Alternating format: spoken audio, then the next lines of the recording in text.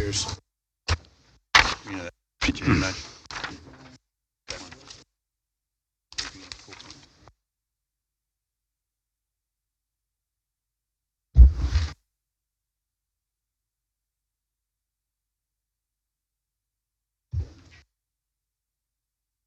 Designer.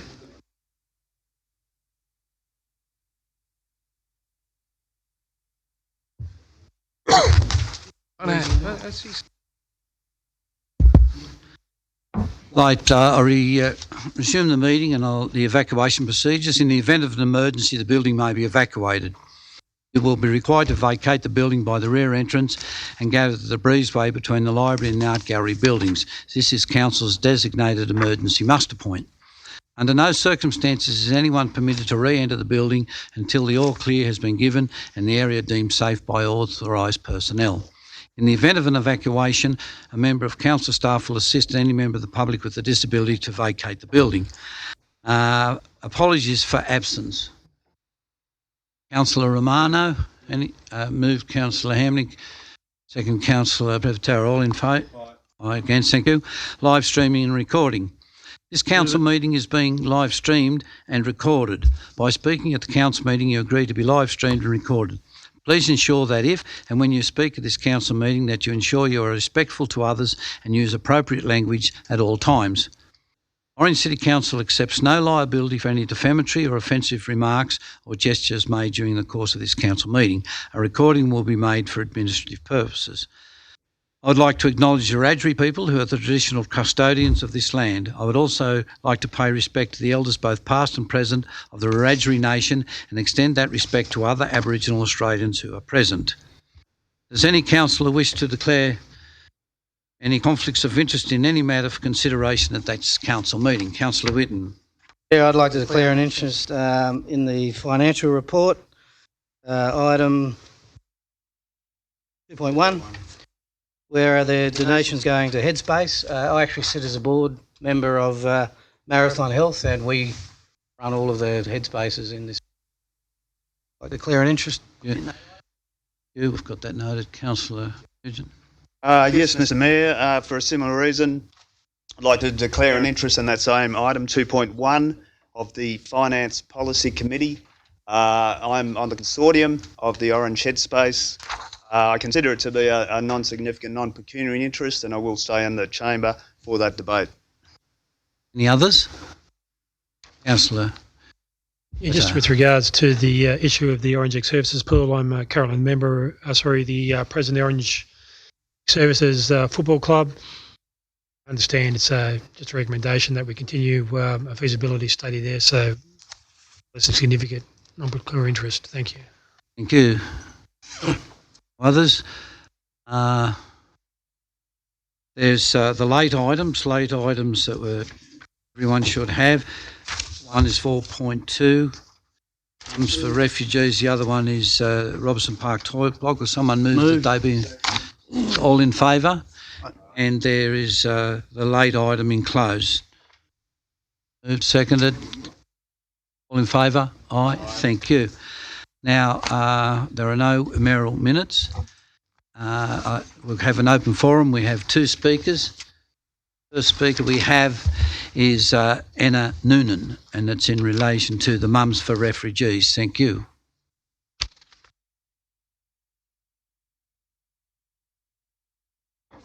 And thank you for the opportunity to speak tonight. I'd also like to begin by acknowledging the Wiradjuri people, the traditional owners of this land, and pay my respects to elders past, present and emerging.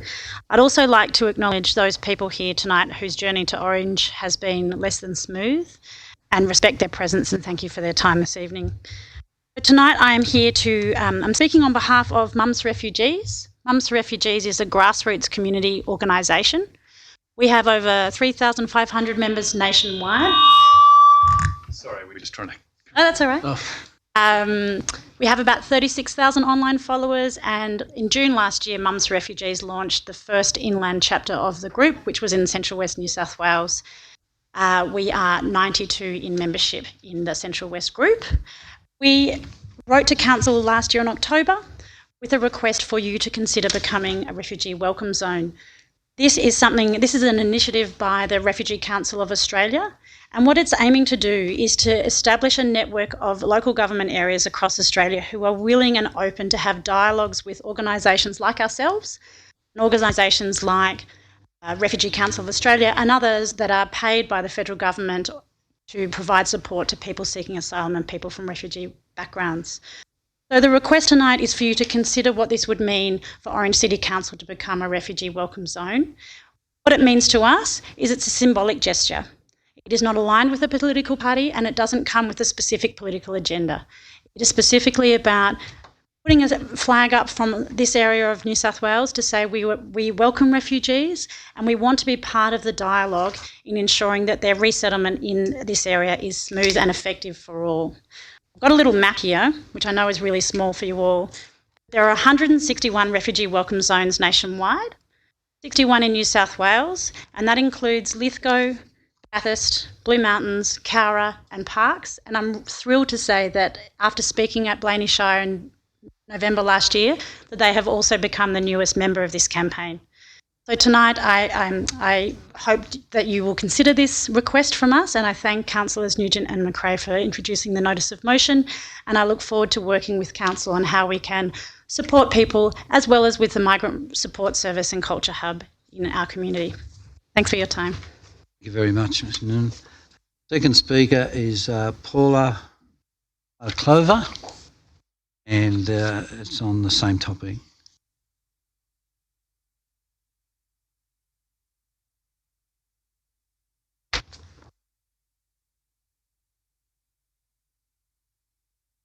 Good evening, councillors, for your time. My name is Pavla. Sorry. All right, don't be nervous. We're more nervous. It's been 22 years actually, and I haven't had a chance to talk about the story. And it's very dear to my heart. So I was born in the Czech Republic, and I stand in front of you today to just share my experience of migration and seeking asylum 22 years ago. So it started when my family told me when I was 9 that we were going to see the kangaroos and the beach and the dolphins. My parents sold everything that they owned and packed whatever they could into 3 suitcases, and they would take the biggest risk of their life out of desperation for safety. My family didn't face terrorism, didn't live in a war-torn country, but we were facing our own type of terrorism. It's a personal story of trauma and drugs and crime, corruption, intimidation and violence. There's no life to live, and we needed to escape far away. We landed in Sydney. We met people from the Czech Club that helped guide us to Orange. They said it would be an easier transition because there were a lot of Eastern European settlers from post-war, and they might speak the same language or similar enough. We were from a smaller town, so Sydney was quite overwhelming for us as well. So we took to Orange in September, and we had no idea what we were doing. My parents were at the mercy of society, and when we came, there were no other families like us. We felt like we were navigating a system that didn't exist. And so we went from hotels to refuges to shelters, where we would share our lives with people that were drug affected, fleeing domestic violence, and people that were homeless. We were homeless too, and relied on others for shelter, food, clothing, and arranged schooling for me, and to find the right connections in the community that would help us transition.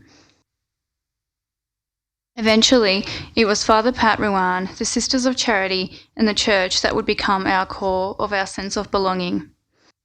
The sisters would help us learn English and housed us in their refuge for women, where we lived for 4 months, and I went to school at St Mary's School without a word of English and my second-hand uniform. It wasn't long, though, before I made some friends, and I really wasn't treated like an immigrant there. I had a new chance of being a child in amongst translator for my parents. The worst part was it took 4 years for us to gain residency and for us to be able to breathe easy and know we weren't going to be picked up out of our new home and forced to go back to a place of trauma. At the end of year 6, we were going to be deported, and I remember coming home from school to a van filled with men with machine guns. This was a sight that I had witnessed before, but not in this context and not in this country.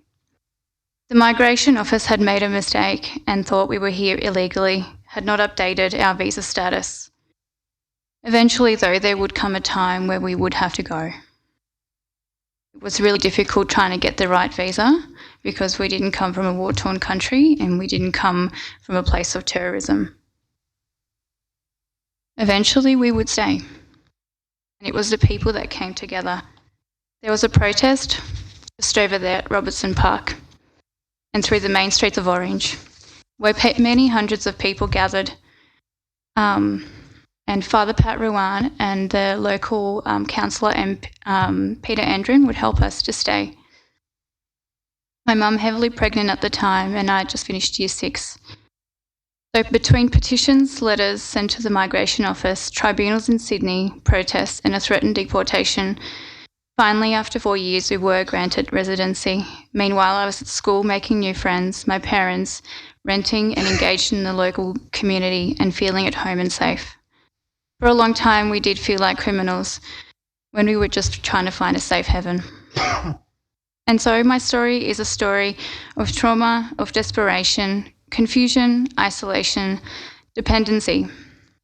But then, most importantly, it's a story of generosity, of kindness, reconnection, community, open-heartedness, and a sense of belonging. And these are the things that have made the difference for me and my family. These are the things I will always treasure in my heart and have become a prominent part of my growing up, provided me with a solid understanding of human compassion and have lessened the effects of trauma. So, dear Council, I am a committed member of this community. I work as a mental health nurse, I volunteer at a drug and alcohol rehab, and I help with the food van of St Vincent de Paul, who once helped us in times of need. I contribute to this community, and so I stand here in front of you and ask, are you prepared to help make the transition smoother for the people that are seeking safety and welcome them into your community and give them a new chance and see them as an individual? What would have made the difference was if there was a system set up for us so that we didn't have to be dependent on others, where we could start to contribute to society and were empowered because we had a sense of normalcy. Are you willing to create an open-hearted welcome for people seeking safety? Because it's the attitudes that we had towards us from the people of Orange that made the difference. We were never made to feel as though we were criminals by locals or as though we were any different or threatening people's jobs. My parents never took anyone's jobs. They just did the hard and dirty work that nobody else wanted to do. And for me and my siblings, we became educated professionals. I'm a registered nurse and have been for 10 years. My sister is a sustainability engineer in Sydney, and my brother is doing his plumbing apprenticeship at the moment. Just have to get an extension of time. Thanks, Councillor Munro. I think it was Councillor Maletta. All in favour? So today, Council, I just ask you to consider my story and recognise that you have a position of power where you can help to make that transition smoother for people that are seeking a new home, and to help with creating an open attitude towards people that can feel at home again and can start to have a sense of normalcy in their lives and are empowered rather than dependent. Everybody needs help at some point or another. Thank you for your time. Thank you.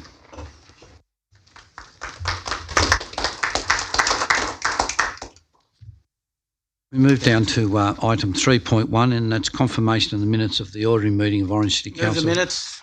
Moved Councillor Whitten, seconded Maybe a second, yeah. Councillor Duffy. All in. I've just got a couple of questions, Mr. Chairman, and one is probably a bit of a statement, but I'll leave it till last. But at the last meeting, we resolved to report that the senior planner on the review of the community-based heritage study, and I thought there was a bit more discussion about that.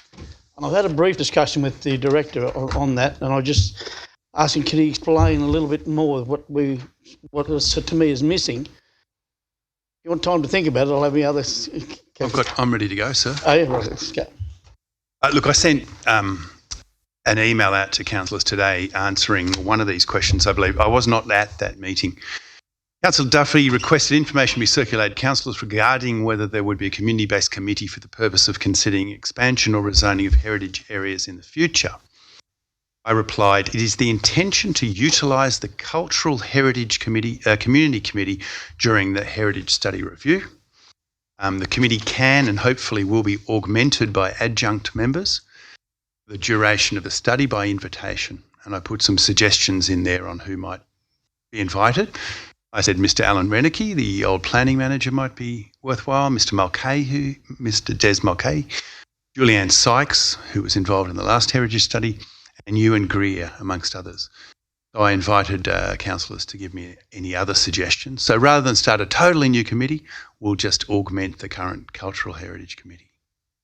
Thank you. You've answered my question. The other one is on page 8. And I'm just a little bit disappointed when I read that. And I see it there, it's under the bottom there. It says, Councillor Taylor left the room at 8:03 and came back at 8:05. I mean, to me, that's very trivial in the minutes. 740 and 741, isn't it? What are you reading? Page 8. Yeah, 740 and 741.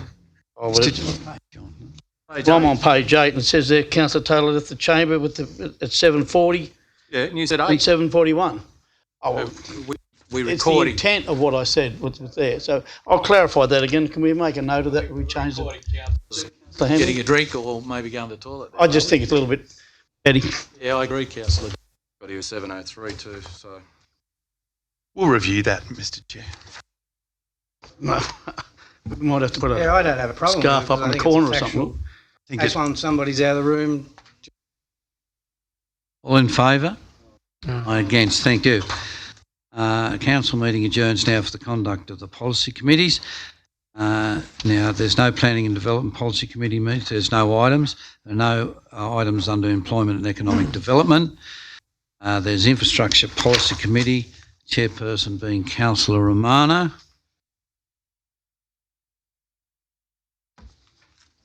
With your permission, I will chair it. That'll just get us through a bit more. First of all, we have 1.5 declarations of pecuniary interest. None. Minutes of the Orange and Cabon Road Safety Community Committee meeting on the 6th of March 2019. Mayor, can I just ask a quick question? Just out of attendance here, is Cabon represented by the Orange Cabon Road Safety? Is there another lady in that group that's from Cabon or someone from Cabon? One, is it? Answer that. Yeah, That's what, Andrea Hamilton Vaughan is a shared resource, is my understanding. Oh, I between get Orange that. Cabon. And Yeah. what about, so these other people that are on this committee, Councillor McRae's from Orange, Councillor Duffy's, well, he's from Orange, I think. Griffin, Boggs, and are they Cabon people, are they? Yeah. Huh? Their I couldn't answer. recollection is there community members who are in attendance at that meeting, but the chair might be able to confirm that. Cabon? What it is, Cabon Council have nominated councillors as well. Whether they turn up, that's up to them. I just wanted to know. I think Councillor Travers is one, and I think they might have an alternative. But I know. Yeah, no, that's fine. I just wanted to know if there was someone from Yeah, Cabon. but there are community members. I know from previously he hasn't turned up so far this year. We've only had one meeting. As I think Gavin Hilly was one.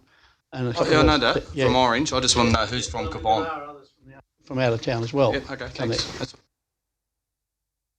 Right, someone all in favour of the minutes of the against? Thank you. Item 2.2 is minutes of the Orange Traffic Committee meeting held on the 9th of April. Councillor Turner, second Councillor Miletto. All in favour? Aye.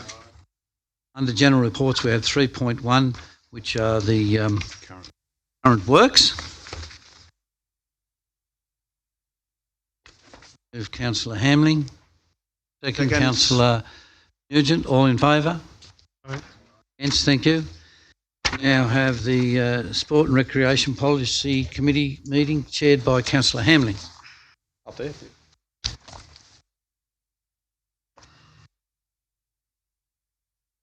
I'll open the Sport and Recreation Community meeting at 8:53 and 7:53. 7:53. I'm going real, still in daylight saving time. Any declarations of pecuniary interests or non-significant? None. I'll go to item 2.1. I'll cancel my veto for this 2.1. Thanks. And I'll move on to item 2.1. Item 2.1 is the Orange Services Club Aquatic Centre. There's a recommendation. Yeah, Mr. Chairman. Is there a mover and a second? Moved by Councillor Turner. Well, Seconded for discussion by Councillor Prevoteri. Councillor Taylor. Mr. Chairman, Council continues to study the Orange Pool, including a detailed review and costing more. How many weeks have we had since we resolved this? Many weeks. Could someone enlighten me? I think it's in the report there, actually, the date of the meeting. There's been quite a substantial amount of time, the meeting of 19th of March. Yep. Now, I would suggest that between the 19th of March, what is now the 7th of May, we should have been able to get something succinct as far as a recommendation to Council on this particular issue. There's a lot of people that are watching this, a lot of people who are very concerned.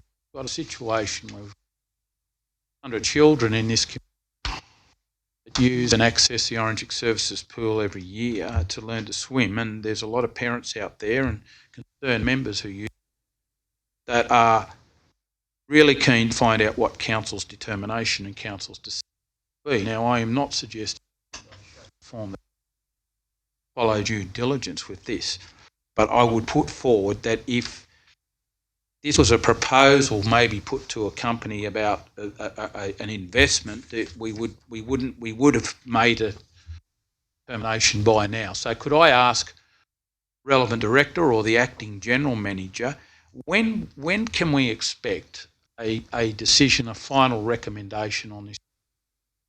I know there's logistics to be dealt with as far as how Council would operate the pool, what hours, and so forth. Those are logistical questions.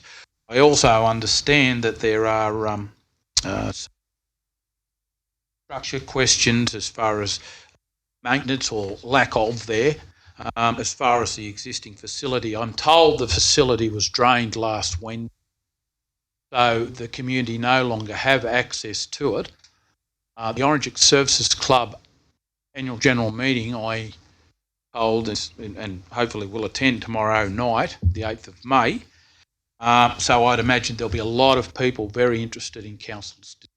So could I please ask for some sort of time frame when we can make a decision, and how are we progressing? Because in fact we also have a live stream. I mean, there's a lot of people who are hanging on the vitally important community. Go to Mr. Maunder. Hopefully. Through you, Mr. Chair, the number that we haven't been able to verify in our discussions with the club or our own investigation is the capital.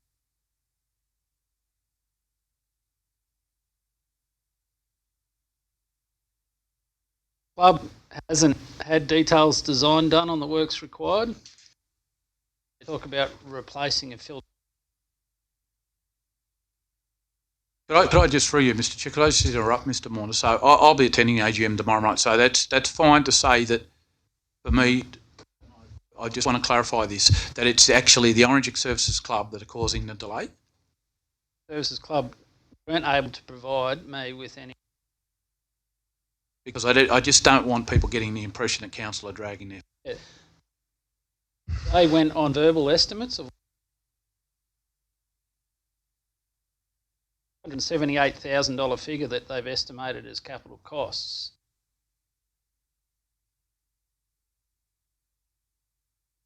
Yes. The work hadn't been done.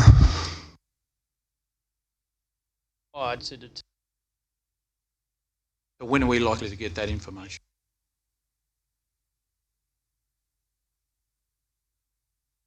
Have we any time frame when we're likely to get that? We would have to spend money.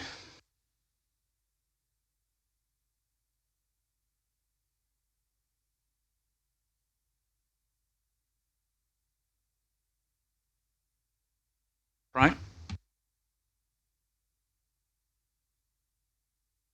Expect a report back to council. Councillor Taylor, Probably a month or a month. I'm just, Mr. Chairman, seeking information Yeah. because these questions will be asked tomorrow night, and I want to be very clear that council are moving on as far as their part in this.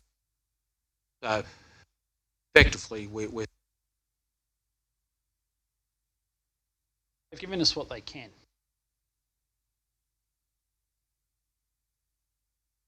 so are we We'd have to spend. yeah. So therefore, last question now: is that a significant amount of dollars which would have to be included? Is that money available for us to over, or do we? In other words, have we got delays because I'm sure we could. we'll be doing that? That is part of tonight's resolution. Councillor Go Duffy. ahead with it. I just want to back Councillor Taylor up here. I'm looking at the situation as regards to, I thought the intent was at the last council meeting when we were talking about the services swimming pool, that we were going to get someone to go in there and do a detailed study of what is actually required and get someone to think. And that would come back in dollars. Because councillors, you might know that I was one of the ones that stipulated I wanted a line by line item of the budget. Because I wanted it in this year's budget when we come to approve that budget. And I'm a little bit disappointed we haven't got something more solid in concrete there, because I want to say when the budget comes up in the next couple of weeks or something, whatever it is, I want to be able to say, okay, we can afford this. We want this to happen, because that's the intent of the chamber, what was there. And I think the general public are expecting it to happen. And it was sad to see the people that was in the paper, hang on, we've got nowhere to go. And we're trying to accommodate them down in the swimming pool. But it's over-chocked. And well, there's all sorts of issues down there, but that's for a later date. But I'm a little disappointed we haven't got a more detailed study of what, from an engineering point of view, of a swimming pool. Councillor Miletta. Yeah, thank you, Mr. Chair. I'm not so much disappointed that we haven't got those details at this point in time, because I think it's more important not just that we make a decision, but the fact that we make the right decision. Because judging from what I hear, there is a significant amount of money needs to be spent on that pool. There also is a significant amount of council resources which needs to be allocated to that. And I've got no doubt that that pool is going to cost us over $500,000, well in excess of what's anticipated at this point in time. My understanding is over $100,000 just in tiles without having them laden, which I think they're laid at about $70 per square metre, and there's a lot of other things, underground pipes, stuff like that. So I'd be surprised if it isn't more than $500,000. But a point that Mr. Maunder made was with regards to information which was provided to him, or maybe provided to him by the Ex-Services Club. I guess the question I have, are you confident that that information which is going to be provided to you is enough for you to make a assessment, or a thorough assessment with regarding whether that is going to be enough or a sufficient amount of information to get that pool up to the standard which it needs to be? Through you, Mr. Chair, you have all the information that the Ex-Services Club have available to it. No more information. I'm completely comfortable with the operating numbers. What I'm unable to satisfy myself to a degree which I can commit to a report, cost of the capital works, reasons outlined earlier. Well, that's where I was getting. I understand the running numbers, things like that. I mean, they're quite clear. My understanding initially was that, I won't go into actually the merits of both pools, but what I'm keen to know is, when the report comes back to the council, is it going to clearly outline what those capital works are going to be? That, councillor, I'd need to step through what I mentioned. Engineering design, and I'll give you that information, but we can provide it. Part of this report looks at really what the operating model might be, outlines what its operating cost is. There's a discussion to be had in my mind about what And that very minimal case for us, operating it detailed in the report, limited amount of time, Friday, costing us order of $100,000 a year. Base case in my mind. Yeah. And everything over and above that, quite apart from the operating capital cost. Back, Mr. Director. Hang on. Councillor Micheletto, you finished? That being said, are you able to indicate, or give us some sort of estimation, those engineers' reports, etc., they're obviously very important for councillors to make a decision later on in regards to the feasibility of whether it's able to be voted on. Are you able to indicate what those additional engineers' reports are going to cost and how much more time in hours directors will be required to spend on this matter? I'd imagine somewhere in the order of between $15,000 and $20,000 of expense. Thank you very much. And with regards to reallocation of those current members who want another place to swim, can I ask, are there any inquiries made or any representation made to places like Kinross to find out whether they've actually got space available to provide this important service with regards to learn to swim? Number of people that were, and it's second-hand information, that were lessons at the ex-services made direct contact with Kinross and it was available to them. We've been able to accommodate, as far as I understand, them.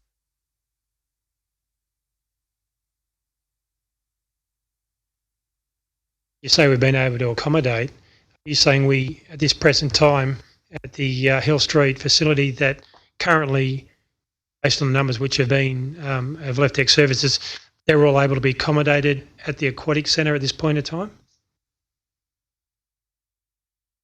Last week there was 600. Those about 160. Those numbers go up and down. So we see more swimmers.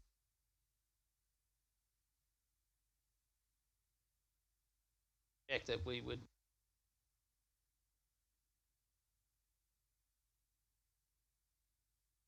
And part of the problem there, is it a situation that people want select hours which are more suitable to them? Is there hours available where people may be able to be inconvenienced should they require that time, or is the time just not available?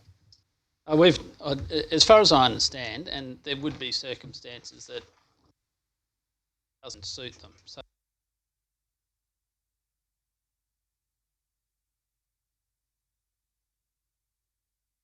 that exists. I haven't had a couple of forms of correspondence from people who have. Mr. Moore, disappointment. Could you speak a bit closer? I had a couple of people that have expressed their disappointment that they couldn't get the desired lesson at the desired time. I don't know whether they enrolled at, say, at times. I'm sure there's capacity. I'm sure there's some people that we couldn't. Thank you. Councillor McRae. Thank you, Mr. Chair. I think this is an issue that, as Councillor Taylor says, has a significant amount of community interest. My concerns primarily relate to the imbalance in the operational cost, and I did ask, and I believe that all councillors have received the information regarding the possible income, which projected at lane hire at 3 hours a day to take that demand for lap swimming is $788 a week. My concern is we're going to have income of $788 a week from the lane hire, but we will have expense of around $2,500 a week for the appropriate staffing for that time. Obviously, the water has to be filtered the whole time and the heating needs to maintain. So on operational costs alone, I would have concerns of how council would be subsidising it in the current status we have of demands across the city for operational funds. I also believe that the community wants certainty and the Orange Services Club board needs some certainty. I had a discussion with a resident last Thursday who had for many, many years swum at the Ex-Services Club pool. And he arranged to meet with me to, I don't know what he expected me to do, but he wanted to meet with me. I later found out it was for the Ex-Services Club pool, and I spoke with the General Manager regarding where it was at and what was expected. As I've continued to do, this matter is in the hands of the General Manager as far as I'm aware. He has given me updates from time to time on my request. This resident said, pool closed, and he had spoken with the chairman of the board and the CEO of the Ex-Services Club, and he said to me, I feel a bit of a fraud. I probably should have cancelled our coffee, Joe, because the chairman of the board and the CEO explained why they could no longer run the pool and the reasons behind it. And so after I meet with you this afternoon, I'm actually going up to join the Orange Aquatic Centre and figure out when's the best time for me to go and swim there. So as Councillor Taylor said, the pool has been emptied, the pool is closed. It closed last week and those people have made alternate arrangements, including that large number of learn to swim. So the Orange Services Club Board, I believe, needs confirmation from us on whether we are going to take up this lease option or not. To continue to drag it out with a more detailed feasibility study of the capital works and the projected $15,000 to $20,000 of costs seems to me to be a waste of time. The community needs certainty on what we are going to do with the aquatic centre facilities that our city has and that perhaps we need to review. So the two recommendations we have here and whether we address them separately, I cannot support the first one. I believe we need to make a decision tonight and no longer consider buying the old Tirana from somebody else that needs a whole lot of bodywork and is going to cost us a lot to keep running. But we do need to take up number 2, which is to proceed with a feasibility study for the expansion of the Orange Aquatic Centre. Believe that we have options to develop that site and we would be better to spend $15,000 to $20,000 looking at options for a site that we own, that we run, that we will have more than 10 years of lease usage. Or indeed, we look at where else we might be able to expand aquatic facilities, including the proposed new sporting precinct.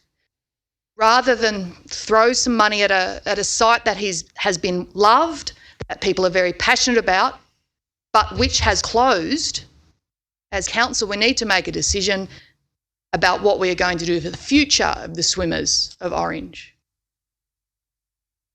A point of clarification, Mr Chairman. How long have we been trying to get money for the rectangular field? And now we're going to chuck a new swimming pool or some other things on it. Councillor Duffy, sit down. Absolutely long Councillor time, Duffy, isn't it? sit down, please. Yeah. It's got nothing to do with it. Councillor Whitten. Thank you, Mr Chairman. Thank you, Mr Director. Those questions have been quite fruitful and detailed.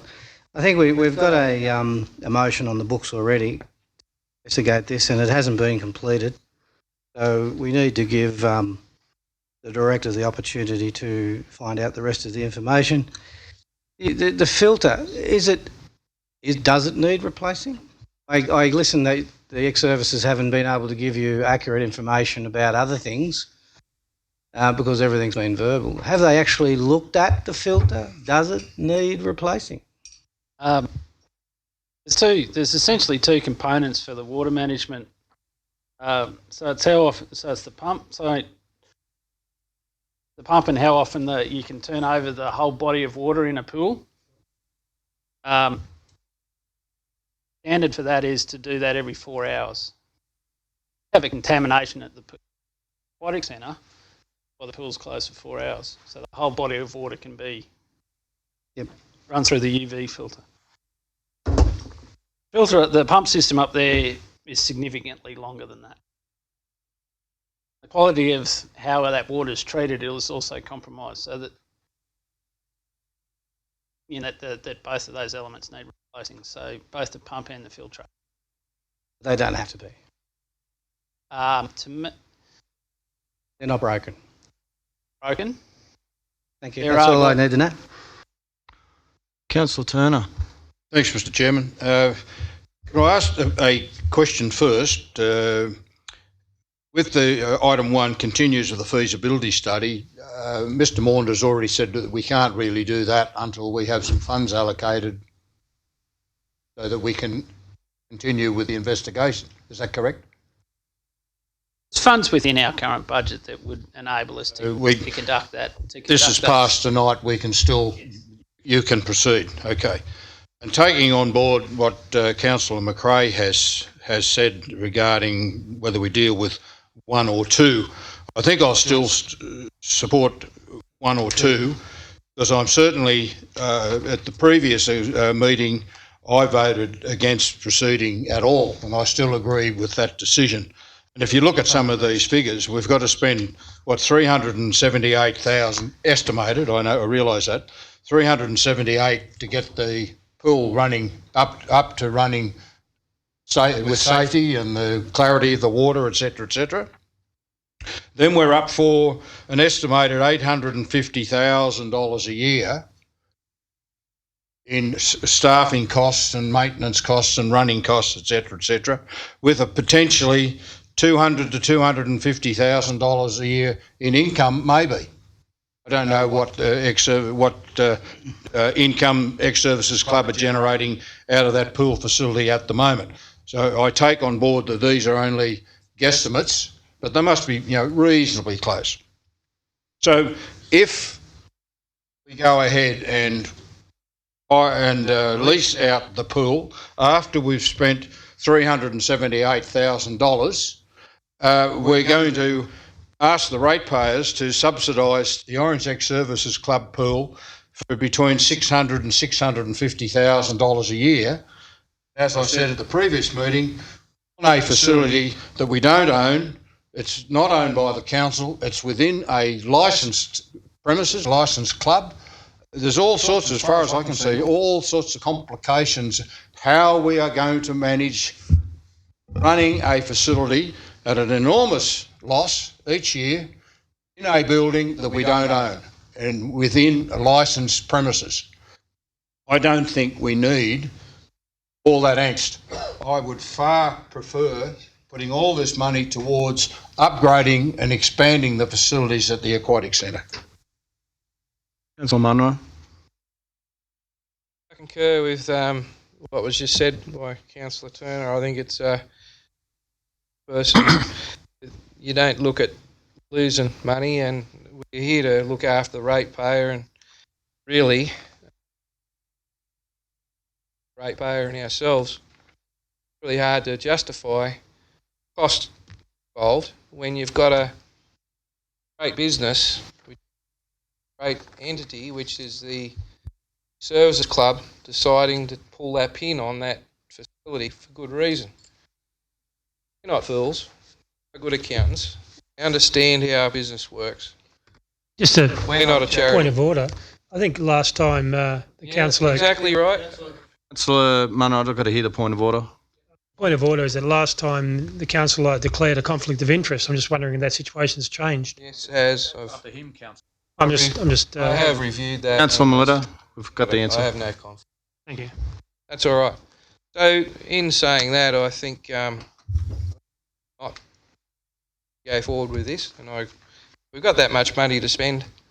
Let's put it into our own aquatic centre. That sort of money, you could cover that big pool. You could heat it. Put a play set in there for kids in summer with a big mushroom thing outside and buckets for water. Could be a fantastic facility with that sort of money put into it. Last for the next 25, 30 years. Now it's a fantastic facility now. We need more lane space. We know all the issues that have been at the pool. We want to inject money into swimming, learn to swim, do it in our own facility. Control. And not give back in 10 years. Lease is not renewed, or whatever the period is. So what happens, we do all the infrastructure, ratepayer pays for the pool to be renewed. I think 10 years goes by, we've maintained it all the way, and then we give it back because they don't renew the lease. Good enough for that expenditure. Councillor Nugent. Thanks, Mr. Chair. Look, I agree with a lot that has been said by various speakers about the cost of running this facility, and the fact that, you know, if it was my choice, I'd be putting the money into investigating the expansion of the Orange Aquatic Centre. We've got two recommendations, or two parts of a recommendation. I'd propose that we deal with each of those separately. I'm not quite sure of the process of that, but You're moving that way? I'm moving that way. Seconder? Yeah. Seconder? Councillor Kidd? All those in favour we deal with these separately, all say aye. Aye. Against? Carried. Councillor Nugent, you still want to... No, that's it. I just was suggesting we do that. The speakers? So we're dealing with them separately. Yeah, We're dealing with them two separate motions. Clarification, didn't we have a mover and a seconder for the both of them together? Oh, sorry. Had a Well, we mover can and a check with the seconder mover to and the have- seconder to see whether they want to split it. So we're dealing with two separate motions. Two separate motions. So we'll do... The first motion is as a whole. Second motion is to split it. I believe I moved it, Mr. Thank you, Councillor Turner. The seconder was? Councillor Prevataria? Okay, so we'll do the two separate items. Thanks for that, Councillor Duffy. Item number 1. That council continues with the feasibility study of the Orange Services pool, including a detailed review and the costing of the capital works required. All those in favour, raise your hand. Against?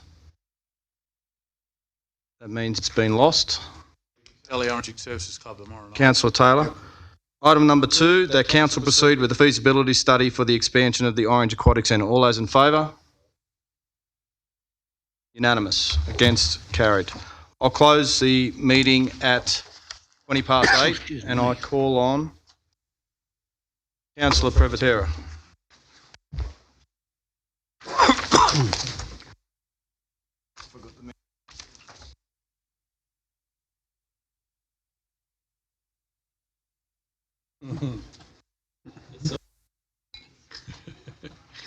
Amazing.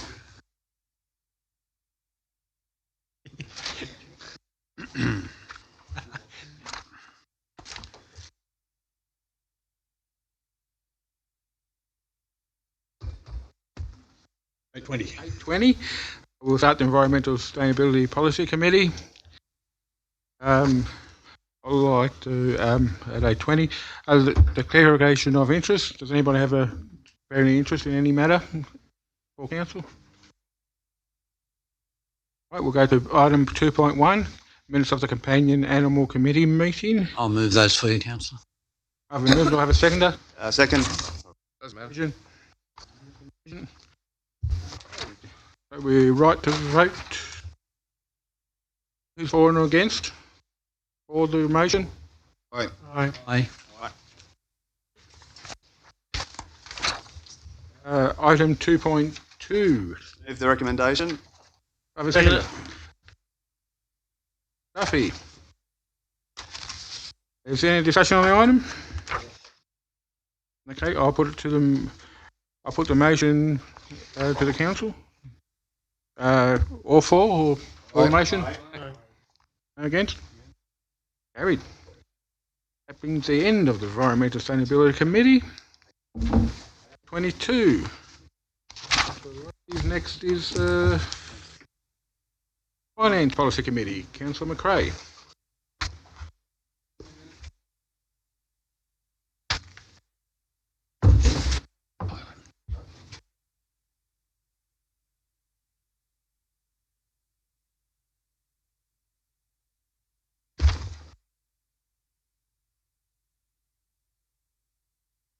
Thank you very much, Councillor Prevataria. I would like to open the Finance Policy Committee meeting of 7th of May 2019, with the time being 8:23 p.m. Does any councillor have a pecuniary interest, significant non-pecuniary interest, or less than significant non-pecuniary interest in any matter listed for consideration? Councillor Nugent. My interest in item 2.1 as a member of a consortium of Orange Headspace. Non-significant and non-pecuniary. Thank you. And I believe Councillor Whitten had also identified. Could you repeat? What was your interest in? Are you staying or going? I'm staying. I'm leaving the room, Madam Chair, because I have a pecuniary interest because I am a remunerated director of a board that runs the headspaces. I ask that, and it is for item 1 of the recommendation. Could we remove item 1 and deal with 2, 3 and 4 and then with item 1 when I leave the room? Like to move that way, Councillor Whitten. Do I have a seconder? Thank you, Councillor Nugent. So we will deal with the items in section 3, request for financial assistance. Sorry, Councillor Miletto. Just with regards to the recommendation, I have a query with regard to item number 4. We wait until we have somebody to move the recommendations, if that's all right. Thank you. Thank you, Councillor Hamling. So this is on page 6. Moved, seconded, Councillor Nugent. Councillor Miletto. With regards to item number 4, I'd like that to be removed. It says the donation, well, I'm going to vote against it. It says the donation of $1,300 be made to the sports participation program to Spring Hill Old Boys Football Club. My understanding is when you look at the documents, I don't know whether there's been an error there, but the actual applicant's application form relates to the Orange Emus Rugby Club. So I'm just wondering, or if somebody can explain to me, actually is making the application. It also says is that Guernseys are the $1,300 incorporate $65 per Guernsey for a carnival. I can't support item number 4 because I don't think it's a responsible spending of ratepayers' money to buy a set of football jumpers for old boys to perform in a round-robin carnival. In my opinion, I can't support item 4 and I'd like to be removed. Thank you. So you're moving that item 4 be amended to be refused, or would you like item 4 removed as there seems to be inconsistencies in the application information? Well, yeah, inconsistencies with the application until that's clarified, but regardless of that, I don't believe that it's a responsible use of ratepayers' money to be buying a set of football jumpers, which is outlined in the application in any event, to participate in a round-robin game of rugby union. Whilst I certainly encourage participation in sport, I don't think this is appropriate under the circumstances. Thank you, Councillor Miletto. Just a point of order, Madam Chair. Councillor Whitten. We're dealing with all these items separately, so Councillor Miletto can deal with it when we get there, can't he? That's right. Well, we're going to deal with items 2, 3 and 4 separate to one. Shall we deal with each item in seriatim? I'd move that way. Thank you, Councillor Nugent, seconded Councillor Whitten to deal with them separately. Right, we're going to deal with item 2 first. That's the donation of $330 higher fee reduction, the Nature Kids program held in school holidays. Madam Chair. Thank you, Councillor Nugent, seconded Councillor Munro. Any discussion? All in favour? Aye. Against? Carried. Thank you, Councillor Turner. Item 3, item 3, that the donation request from Cancer Council New South Wales be declined. Do I have a mover? Thank you, Councillor Miletto. Do I have a seconder? Thank you, Councillor Prevotera. Any discussion on this item? Councillor Whitten. Just a clarification on why it was declined, Madam Chair. For the community, for the public, may not have access to the papers. So as detailed in the papers on page 8, this is a application made by the Stars of Orange Dancing for Cancer event for the Cancer Council New South Wales. The amount requested is $3,000. The challenge is that our policies relating to the donations budget is that the donations budget has been fully expended. It's therefore recommended to decline this request. To support the application, Council would need to nominate a funding source, and also our policy requires us to consider the ticketing income and the local business support and the fact we have a maximum $2,500 donation in this donation category. The recommendation from our staff is to decline. I would point out that organisations are able to approach the council prior to submitting the paperwork for any donation, and it is perhaps a wise option for these organisations to take up. The paperwork as it is at the moment might be considered a little bit onerous, particularly if you're not a professional treasurer in a volunteer organisation. They are rare. And it can be very helpful to have some assistance from our skilled council staff who will be able to point you in the right direction when it comes to which aspects of the donations policy you may be eligible for, or in fact, if it is an event, going down the events and sponsorship pathway. So the recommendation is that the application or the donation request be declined. I have a mover and a seconder. Is there any further discussion on this recommendation number 3? Those in favour? Yes, those in favour of the recommendation? Yep. Against? Is carried. Item 4, as highlighted earlier, it's the donation with some concern regarding who is the applicant. It's a donation request of $1,300 be made from the Sports Participation Program to the Spring Hill Old Boys Football Club. Councillor Turner. Madam Chair, can we just, I'd like to move that we defer decision on that. Move to defer. Do I have a seconder for a deferral? Some clarification. I think Councillor Nugent just pipped you, Councillor Turner. Okay. Sorry, Councillor Munro on the seconding. All in favour? Aye. That's carried. So we'll defer that item number 4. We'll now move to item number 1. I'll note that Councillor Whitten leaving the room.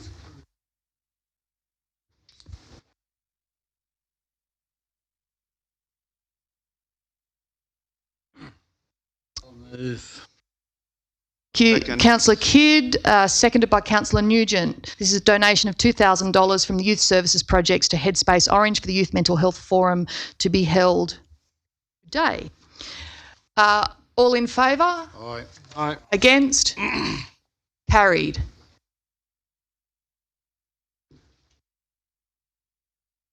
Thank you, councillors. That concludes the Finance Policy Committee meeting with the time being 8:29. I call on Councillor Nugent to conduct the Services Policy Committee.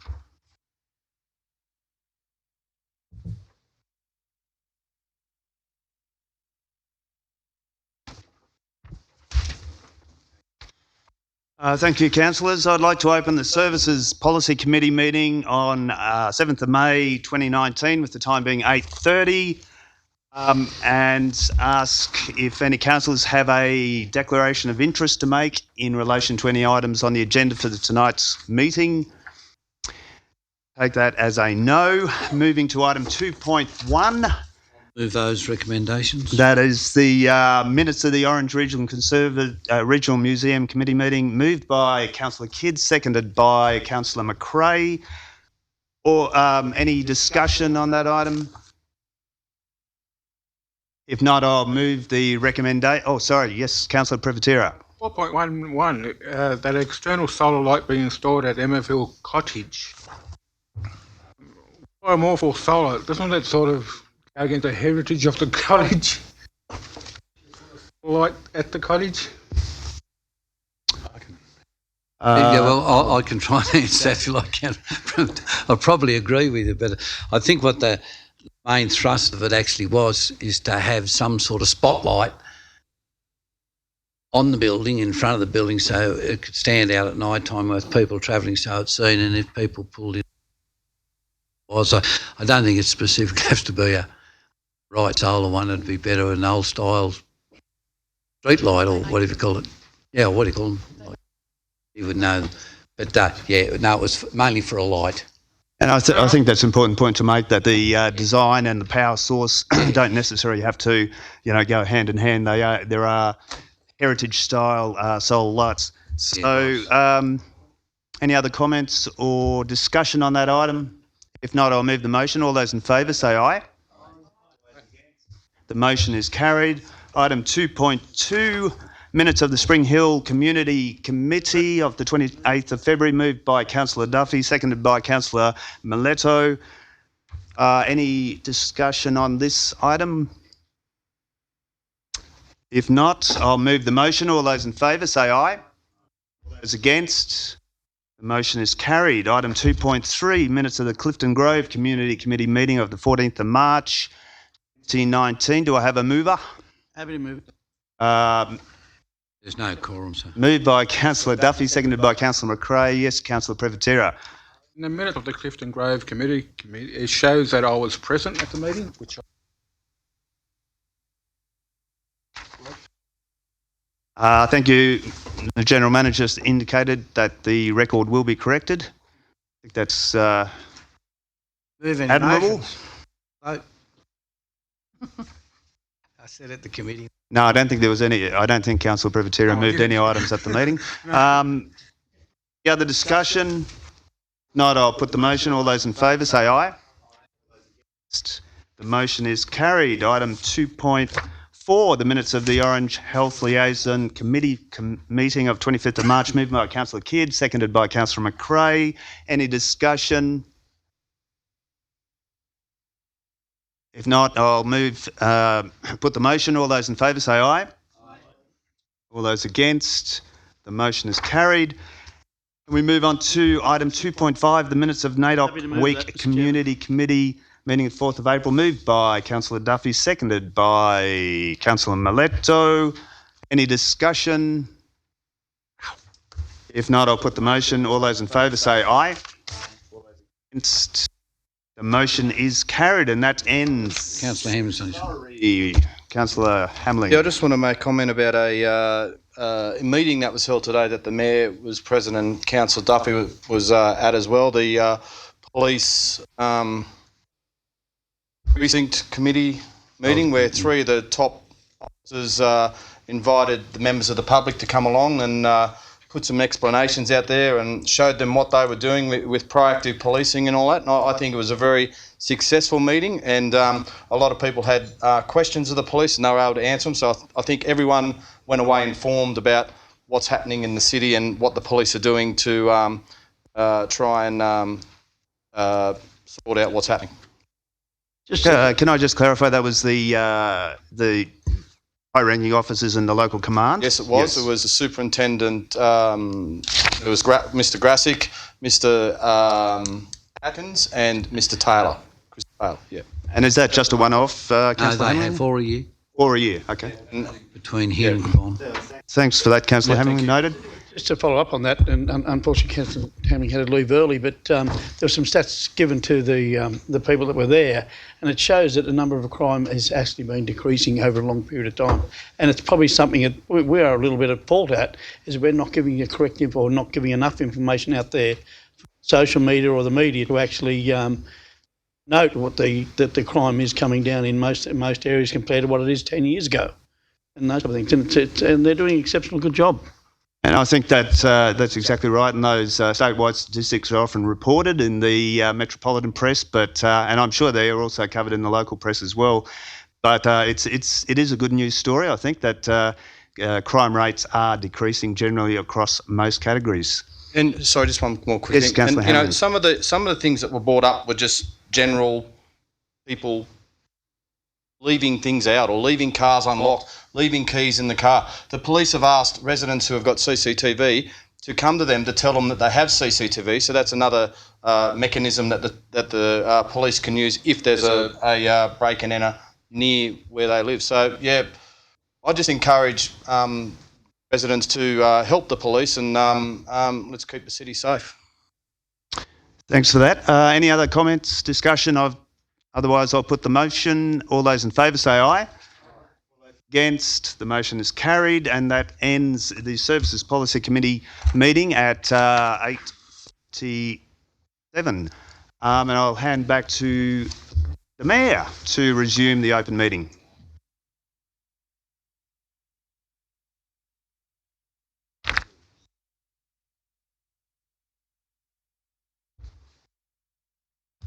First one under items 4, notice of motions, notice of rescission. First of all, we have 4.1, which is a rescission motion funding request for Orange Show Society. Councillor Turner. Thanks, Mr. Mayor. Little difficult, this one, as we are aware the show is on this weekend. Part of what I want to say is that at the end of this motion and we've taken a vote one way or another, I will be calling for a report giving a little bit of history as to what happened to the old stables and why they were demolished, etc. And for how many, because I understand that the hiring costs of the stables for the last few years have been covered by council. We weren't aware of that when we made the decision at the last meeting. So I'd like to know how many years have we covered the hiring costs, and looking more towards the future, how we may finance new stables in the future and where they may be situated, because where the old stables are now is the Naylor Pavilion, as we'd all know.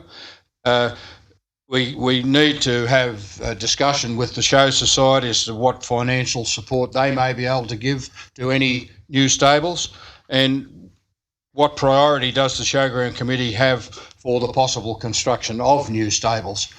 I think this is a very, very important part of the Show Society, and I understand that the stables that have been hired in the past are actually used at the Bathurst Show, and they come up to Orange after the Bathurst Show is over, etc., etc.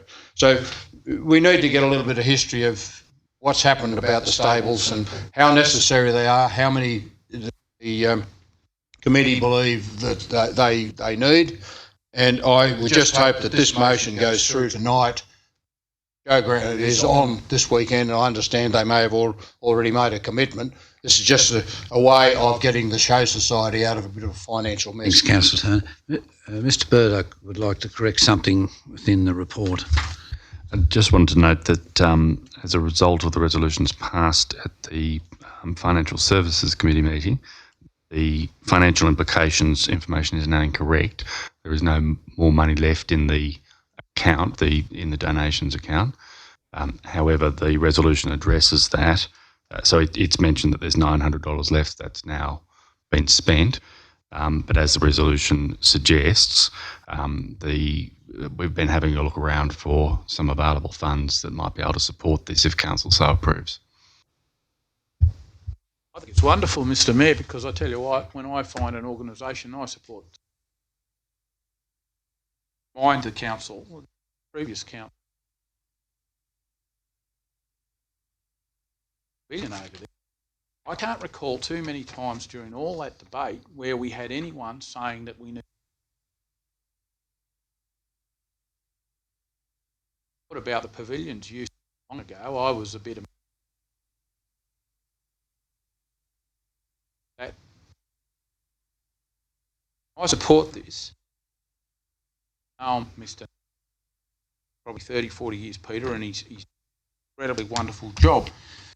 But and look, I'm no saint. I have not abided by policy on my 20. But this has been very clearly pointed out that this has gone against policy.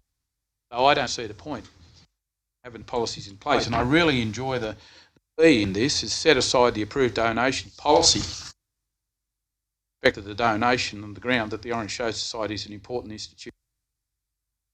Society does not have sufficient funds to pay the cost for stable hire. Well, that's fine, but bear in mind there's a lot of other very, very important organisations in this very important institute that would not have money.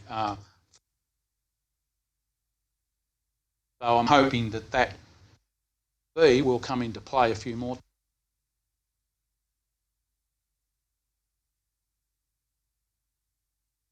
We're also told at the last meeting, make a point very, very clear too, donated $800, I think.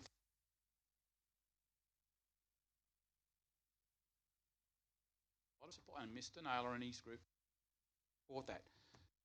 But this time, this one, I will support it. I heard Mr Naylor when he was here. The fact of the matter is, policy in place on donation. But that B is a very, very handy precedent. Councillor Taylor, Councillor Chairman, Councillor Munro. I'm on the same page as Councillor Taylor that with regards to the policies and those type of things. But what worries me a little bit is what Councillor Turner said, and I want clarification of that, where he said we've paid for them in previous years. Now, if that's the case, why wasn't it in the donations all the way along? We shouldn't even be discussing it. That's my question. That's where I'm looking at. I think you have to reapply every year. And again, I'll reiterate the fact is, a lot of money we've spent on the thing, but never at any stage were we ever brought up about the fact that they need money for stables. That's the concern with that. We all know they want money for toilets, and we're doing the best we can to get funding for those toilets. But there was never any mention that we needed stables. But again, as I said, I have no hesitation in supporting it, but I'm very interested in the fact of what Councillor Turner said, whether it's true or not. And if that's true, why wasn't it in the actual donations that we approved during the budget process? Councillor Munro. Do we have an answer to that? I have an answer to that one? Anyone answered? So you look a bit shocked. I'm not shocked. Mr. Chair, Mr. Burdak might like to answer. No, we will take it on notice. Thank you. I was helping you out. Thank you. I wholeheartedly agree with what Councillor Turner has just said about it. But I do think that it should be the last year that we hire stables. Horse events there are part of the show. It's very important that we look at into the budget next year and ask the Show Society how much they can put back in. I've had a conversation with Mr. Elder. The type of stabling he needs, we're only looking under $100,000, $70,000 or $80,000 for the type of stabling he needs. Doesn't need concrete floor. Needs stalls and a roof over the head, open-ended shed. So we're not looking at a great deal of money, not like the pavilion or anything else. But it'd certainly improve the look, the amenity, and what we offer as a go to Bathurst, go to Dubbo. They've all got stables. Had stables. If they fell down in the storm, our responsibility, I think, to help replace those stables. I'd like to see them built by this time next year. Their season, we've got asked for funding. We've got a whole 7 months, 6 months. Put it into place, get it built by this time.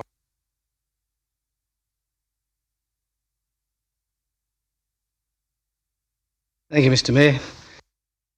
My long-term memory is really good. My short-term memory is shot to pieces. But I do remember, as a councillor here, that we debated a long time, several years ago, about the council were going to look at converting the Covenant and the Crown's Land Act on the showground, public land. And I think from memory, I supported the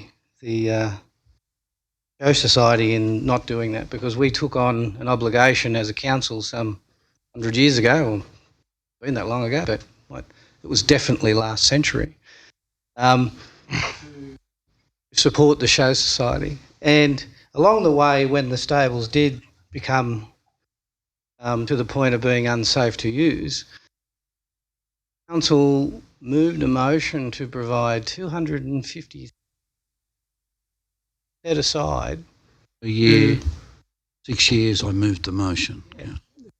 To do works at the showground. Now, scratch. I don't know. That may have been overridden sometime down the track when we got funding for the pavilion, but certainly with Councillor Turner's investigation or report to look at the history of the showground, I'm just wondering, and the 6 years is probably well past, but did we ever spend that money? I know it was in the budget. I know it was set aside. Pretty sure it was for, but I could be wrong. I've been wrong before. Not very often, but sometimes. Thank you.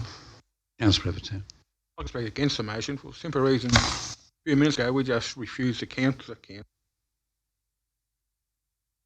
budget. It goes against a few minutes ago to approve this one because of his name. That's because of our short-term memory, mate. Issues. Clause B, Mario. All right. All in favour? Motion? Against? Motion is carried. Thank you. Matter arising, Mr. Mayor. Matter arising. Mr. Mayor, as I mentioned earlier, I'd like to move that council report be presented to council on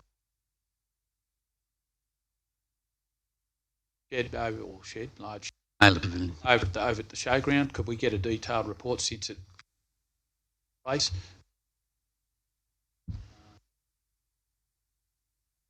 Concerning that. Devon, am I wrong? $1.7 million. Slightly less. Thanks, Councillor Taylor. Mr. Mayor, Mr. Mayor, that be presented to council. Don't want that. I think the last report was presented via email to councillors. Very important that ratepayers of the city have that information. business arising again, Mr. Mayor, has indicated details of that, the report that I mentioned, and maybe what Councillor Whitten mentioned also, it may be added to the report, a little bit of history. Someone else mentioned something else that may, apparently not, but if we can include what Councillor Whitten has said as well, because it will be a little bit of history that we either forgotten or unaware of, and those other items that I mentioned earlier. Just a matter arising then also for myself. Reality was at the time when they were trying to look at changing the zoning on out there, when it was found out that it was in fact Crown land and under a trust. Couldn't be done. That was an act of Parliament. Because council there were discussions at the time perhaps moving the showground elsewhere. And when the decision was made to stay where they are, I remember very, very distinctly, I moved the motion, $250,000 per year. It wasn't 6 years, Councillor Whitten, it was 5, I remember now. It's for 5 years. I can't remember if we won. I remember it being moved.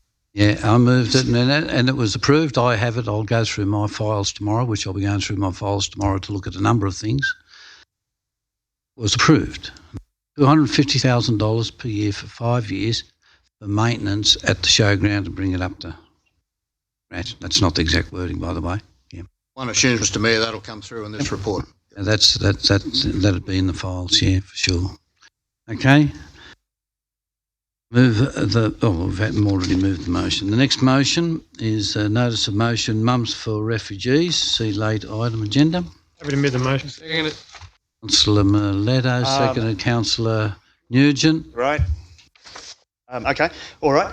Thank you, Councillor Miller. I was just getting ready to read it out, but you've done the job for me. We've all got it. Okay. So firstly, I'd just like to thank Ms. Noonan and Ms. Clover, if I got that name right, for your powerful and heartfelt presentations during the open forum. I'm not really sure that I can add a lot to what you've said, but I would like to make a few points about why I think this is a good idea and why I think it's important. Firstly, it's a statement of commitment by Orange as a city. And quoting from the Mums for Refugee letter, it's a commitment in spirit to welcoming refugees into the community, upholding the human rights of refugees, demonstrating compassion for refugees, and enhancing cultural and religious diversity in the community. So yes, it's symbolic, it's a statement of commitment, but there are benefits. It's a great way for Orange City Council to promote social cohesion and cultural diversity, which I believe Orange is already well known for, but I think we can, further reinforce that. It's also a way of encouraging the development of a more coordinated approach between Orange City Council and other organisations such as Mums for Refugees, Orange Culture Hub, Orange Social Justice Group, working to improve the settlement outcomes for refugees in the local community. So it's not going to cost council anything to do it, so in that sense it's an easy decision from that point of view. Our neighbouring councils have done it, and I believe Cabon is, we heard that Cabon has already, we heard that Blaney has done it. I'm not sure where we're up to with Cabon, but I think Cabon's considering it. And so Orange signing up would complete pretty much the Central West as a wider refugee welcome zone. And most importantly, from a humanitarian and compassionate point of view, I believe it's the right thing for us to do as a council, as a city. Nugent. Councillor McRae. Thank you, Mr Mayor. I speak in support of the motion. Didn't get the chance to second it, but I was close. This council holds regular citizenship ceremonies for people from all over the world. Regardless of what brings people to Orange, varied circumstances, particularly for those who leave their homes overseas and end up here in Orange, this is a symbol of us being inclusive and welcoming. I'd like to think that regardless of who's proposed the motion, moved the motion, seconded the motion, that all in this chamber will recognise the different paths, the different life experiences of people who will become residents of Orange, and that we do not leave a hole in the Central West, that Orange down this opportunity to be a refugee welcome zone. So I will be wholeheartedly supporting the spirit of this and welcoming other people who wish to come and join our fair city. Councillor Whitten and Councillor Mileto. Thank you, Mr Mayor. Yes, great motion. And Orange has always opened its doors to those who wish to live in our city. And for those who have lived here all their life, we have family, friends who were refugees after World War II. And there was a facility in Orange where a lot of those friends and family lived when they first came to Orange, Edward Street near Electrolux. So Orange has always welcomed and supported those people coming to Australia for purposes and Orange their home. So it's a great motion, yes. Councillor Mileto. Thank you, Mr Mayor. I'd just like to congratulate the speakers and thank them for their telling their story. Councillors, several weeks ago I was down at Elephant Park and I ran into a lady who was from Kenyan descent. We got chatting about a few things and she told me how long she'd been into Orange. And I asked her, I said, she knew who I was and what my role was on council.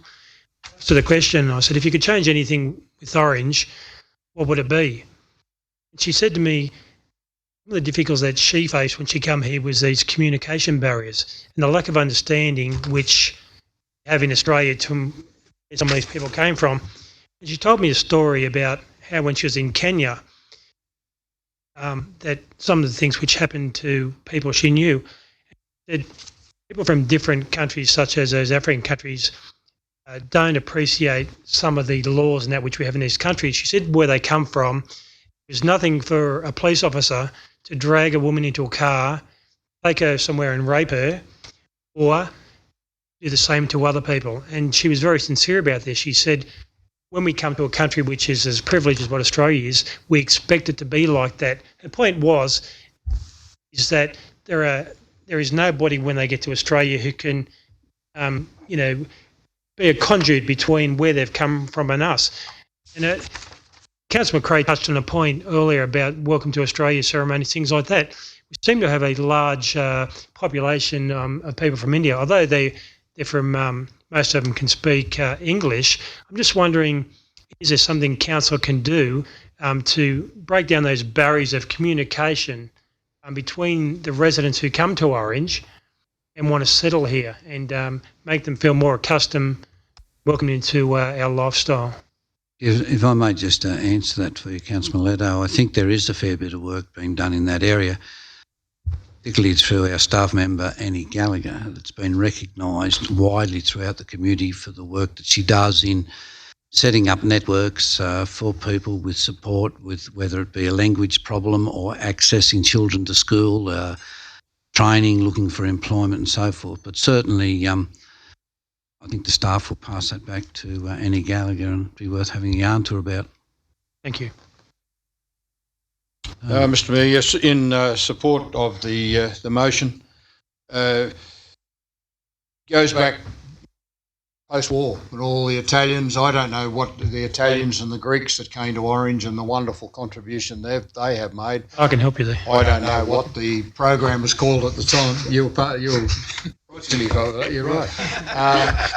But that was some form of a refugee program. I'm not sure what it was called at the time. And Orange now is reaping the benefit of all that and of all the other migrants and new settlers that have come to Orange. I was concerned some months ago that regarding the Sudanese families that they originally arrived in Orange. I understood at one stage there were up to 200 families, but most of those have now gone back to Sydney. One of the ones that did stay, the young girl is James Sheehan High this year. Lovely girl. So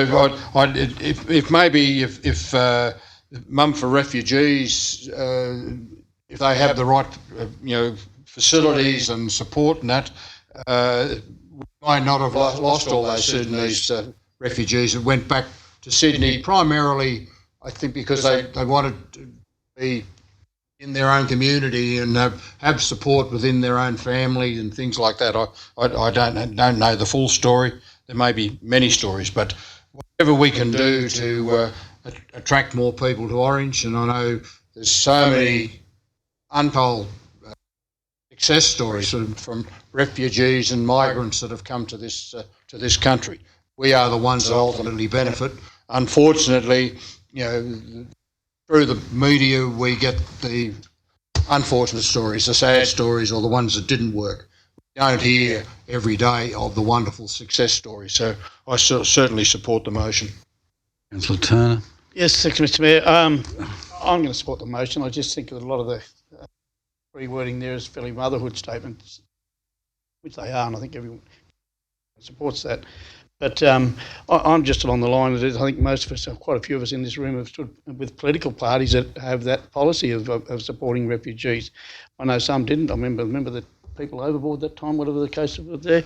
But I'm fully supportive of it. But I think it's just a thing that's with us. I'll move the motion. All in favour? Aye. Thank you.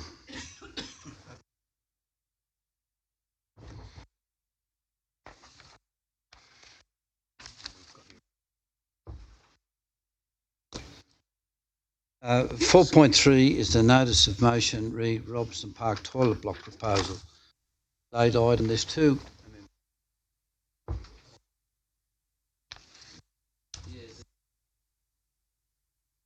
5.1.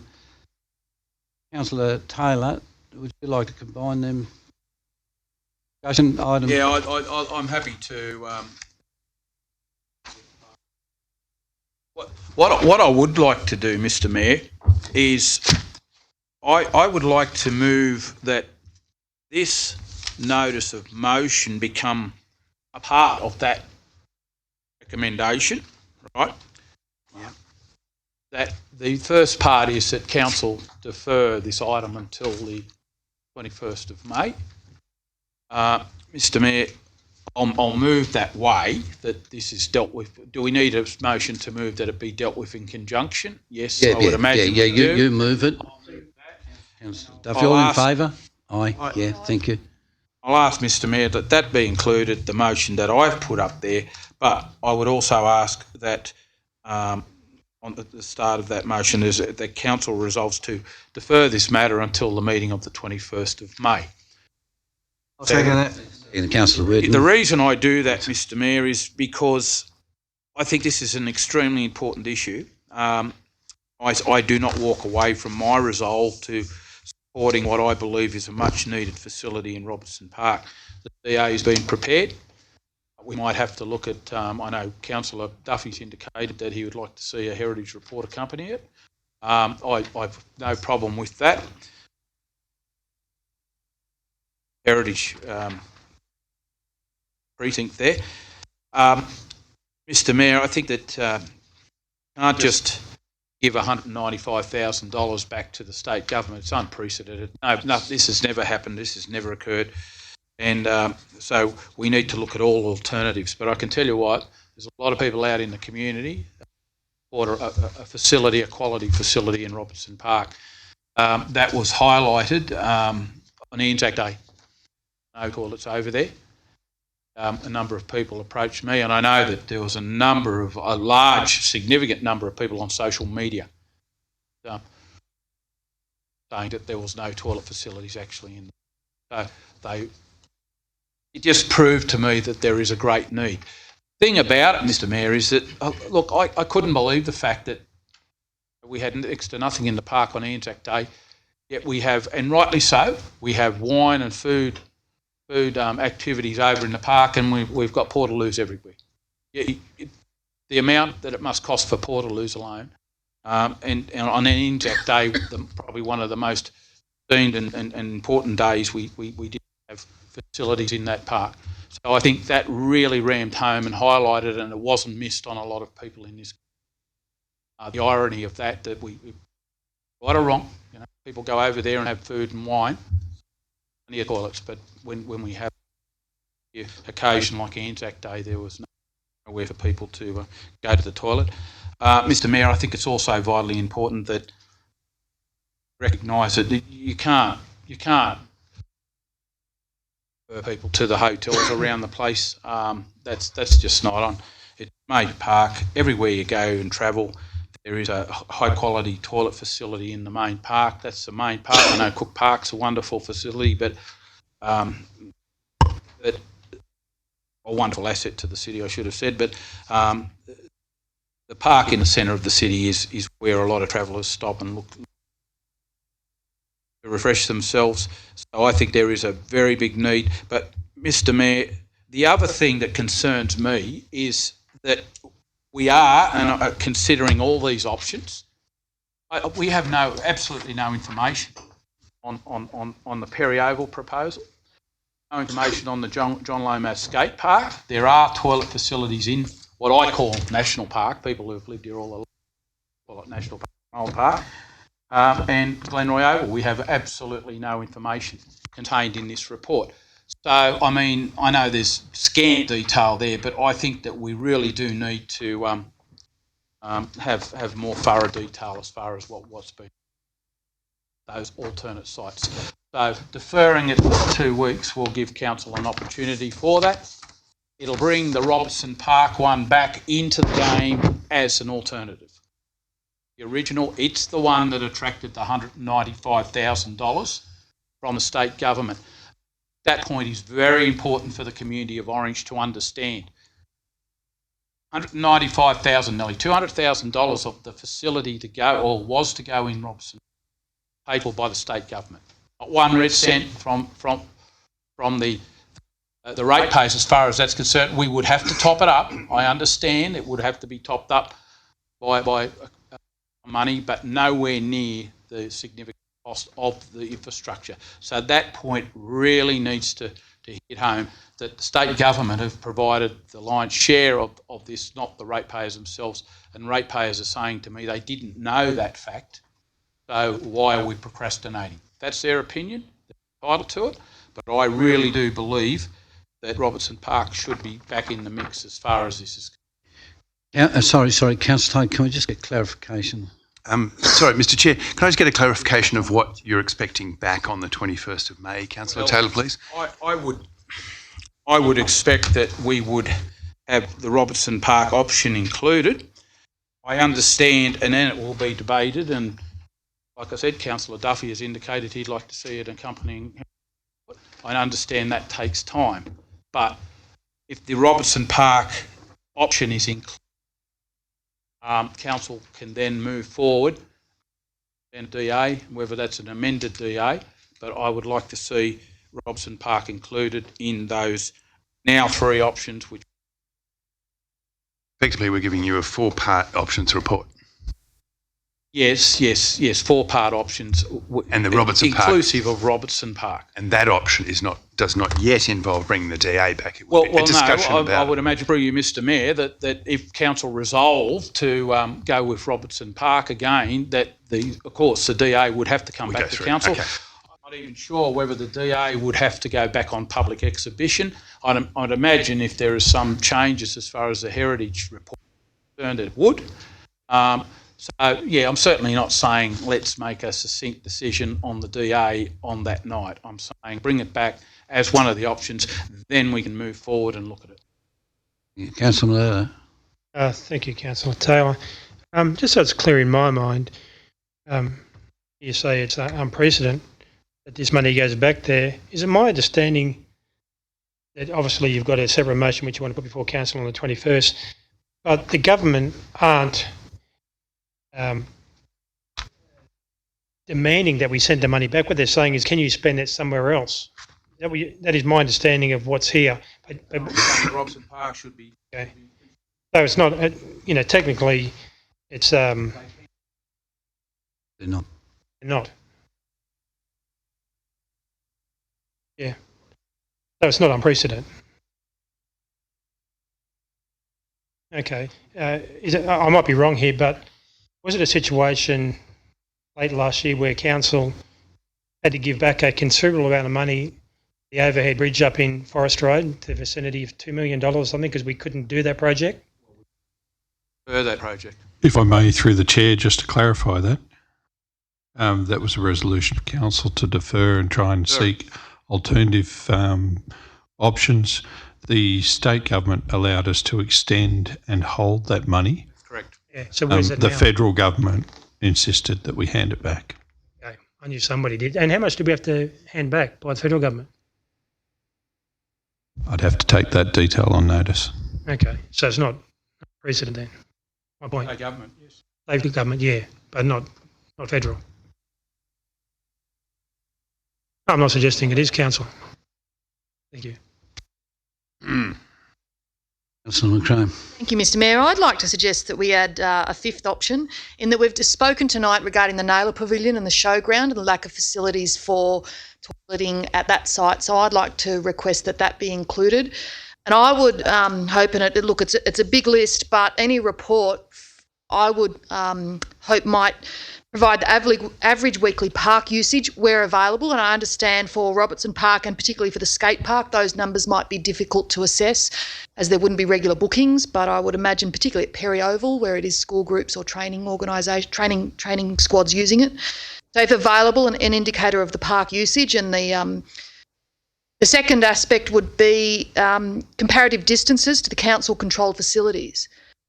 So, for example, the John Lomas Skate Park, there are facilities on the other side of the velodrome. There are also existing facilities within the old netball building. And at the same time, there's an agreement with Bissy's Cafe, which is closely located to the skate park, to allow people to use it. Some people might argue that similar to Robertson Park, that means there's a private business that during operating hours might allow patrons to use it. But there's also the public facilities of our civic precinct in the museum and the library, which are within a distance. So I'd appreciate knowing if there are existing facilities that are council controlled and the distances that they are to those locations. And the third is, can we get a comparative costing? The proposed toilets in Robertson Park are in a heritage listed item. I would wonder, could we actually either improve the facilities in a number of these other locations by upgrading existing, or indeed by installing prefabricated, perhaps non-heritage type facilities, and provide, I guess it's more lose for the dollars. Maybe we can compare the comparative costings of the heritage significant screenings, gardens, and I'm not sure which location we'd be talking about. I believe there's been a few iterations.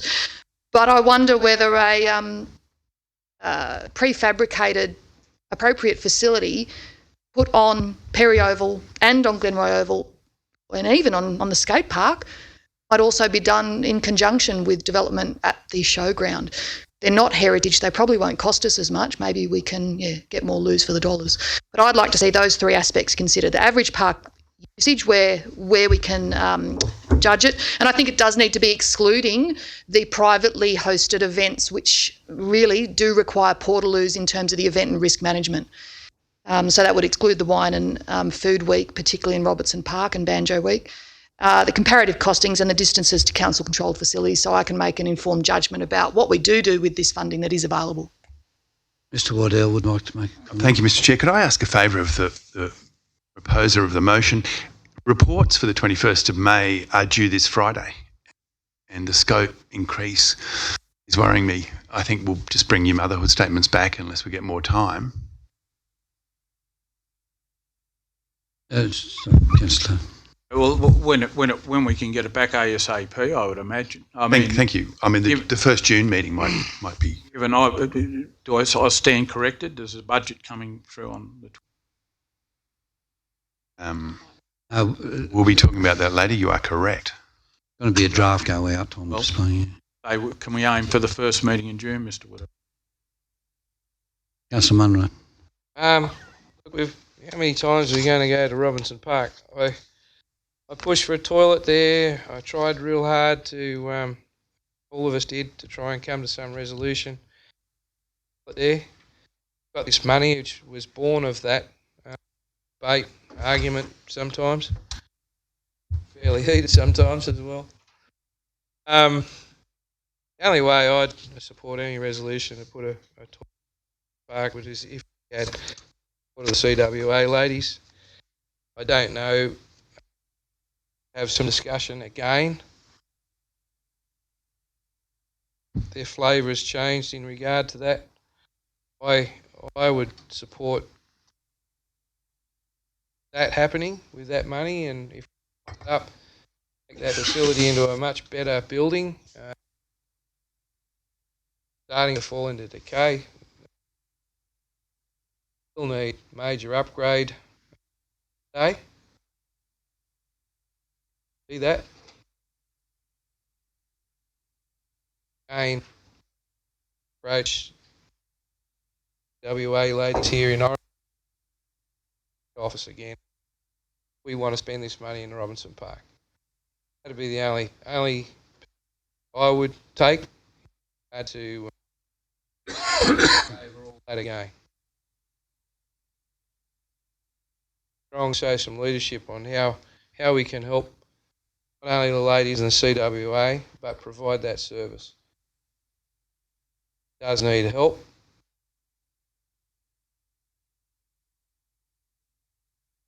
Might find it's a derelict building. I'd like some clarification on the soundness of the building there. Maybe a time frame of life is. Cracks in it, it's held together by steel, bolts and flat steel around it to hold the cracks in. How long is that going to last? Is Robinson Park? And probably not. So I see a great opportunity here with 1,000. I would easily put another 200,000 into it if I knew that building was going to be a sustainable long-term for Orange and Personally? CWA. Not my money. Oh, right, sorry, just clarifying. I would vote that way. I haven't got that money, mate. But look, I think it's the only way we can do it. If we do this, Wanda or somebody in the council can take that, act and love. That's the way I'd like to see that. Just before I let you go, Mr. Mayor. I was just going to, just before you do, Mr. Mayor, if it's okay, can I just clarify that the building is actually owned by the CWA, not I was council? just about to try and explain that, Councillor Miletto, if you'll give me half a chance. How's No, that? it wasn't. Rightio, look. Mr. Chairman. No. I've got like a yo-yo, and you've been ignoring me. Or at the moment, look, you asked the question. It has been confirmed now that the CWA own the building. Yep. There was a lot of confusion. A lot of records went missing. It was people's minds on what it was. It's confirmed that the CWA own the building. The new Chief Executive Officer of the CWA is one lady called Danica Lees, who is quite enthusiastic about doing something with this building over here. Now that they know that they actually own it, where they can use it as leverage to get bank loans and so forth. They want to move forward as a CWA group. There's a membership drive here and got a lot of younger members. And I just happened to be in Sydney. I didn't go and meet them deliberately, in case everyone's got a conspiracy theory. I was at Mascot, actually, and they asked me to come over and talk. And there's a new president of the CWA here in Orange, and there was a number of presidents from other CWAs in this area, and they said to us, is there still room for discussions about a toilet in the CWA hall here? And I said, well, and I think I referred them back to the director, Scott Maunder, and they've been, all of that is actually gone in that direction. So I think there is. I don't know. I'm not going to influence anybody because, you know, last time I said I was in favour of a toilet, and I was in favour of a toilet at in the CWA hall. I got accused of being anti-toilets and not having a toilet in Robson Park. I would also like to say that for the last couple of years I've been at a dawn service, which is very, very short. And at that dawn service, the CWA hall is open. There's tea and coffee, porridge and toast, and toilet facilities that anybody's there. Most people come down to Robson Park, go to the dawn service and immediately go home. Over a period of over half an hour max they'd be there. When Anzac Day is on, the march, down to the service itself, we have other public toilet facilities open in Summer Street. All the hotels will allow you to use their toilets. Legacy Hall is open and the toilets are open there, as is the CWA Hall and the toilets there. Toilets in McNamara Lane on the other side of the street are open, as are the toilets down here at the Tourist Information Centre and near the library. And I will honestly say that I haven't had anybody approach me, and I've been there for a long, long time wandering around saying that there's an absolute need. I have no trouble with another toilet in the park. I'd like to see, and I agree with, I forget who it was, there should be a heritage study because it's heritage listed park. And secondly, suitable location. Councillor Miller, does that answer your question? Yes, you wore me down, Mr. Mayor. Thanks, Councillor Whitten. Thank you, Mr. Mayor. I'm just a simple servant of the public, and won't have a vote on that. And there's a number of people that have approached me, like everyone approaches every councillor in this room about different things. And certainly, if you look on social media, we did cop a bit of a pasting on Anzac Day because apparently the toilets in the precinct were closed. Library toilets were closed, the cafe was closed, they were refused access into hotel. And that's right, if I had a business, it's not their responsibility to provide a public amenities for the community, right? Because it costs water to flush a toilet, it costs toilet paper. Councillor Whitten, just a point of clarification, you are saying that the toilets over here were locked. So the reports are on social media, Mr. Mayor. That's interesting because they were unlocked, because that's an inference on our staff, actually. Yep. The toilets were open. So that's just what's on social media. My view with the public toilet is that let's survey the community and ask them where they want it. I know we listen to a number of businesses who were immediately affected by the potential of a toilet going in the park, and they have that's as well. Certainly, so do the other 42,000 people who live in Orange. So maybe we should be asking them, because I don't know about anybody else, but I get approached about it all the time when I'm in the supermarket. Why is there a toilet in Robson Park? And I simply tell them because council didn't want or voted against it. And it's based on numbers in the council. I respect the decision of council. I'm just relaying back to my colleagues, chamber, the feedback that I'm getting. And probably to put this debate to bed once and for all, to ask the community where they want the money spent on a toilet, rather than the councillors making a decision on their behalf and getting pressures from other quarters, like ask the community. That would be a simple answer to that.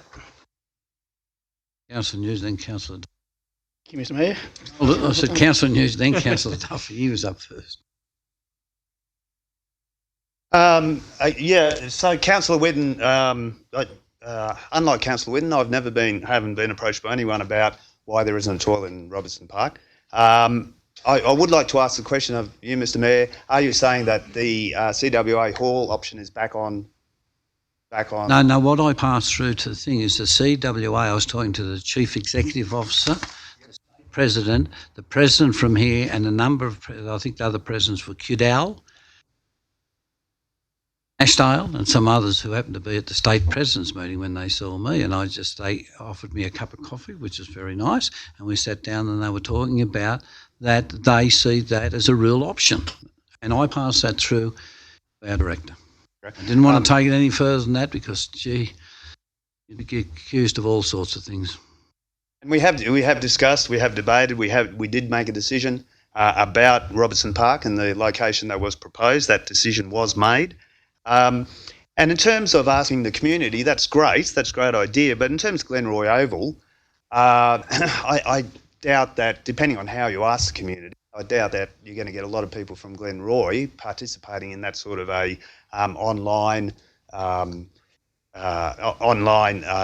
voting system or something like that. I was at Glenroy Oval on Sunday afternoon.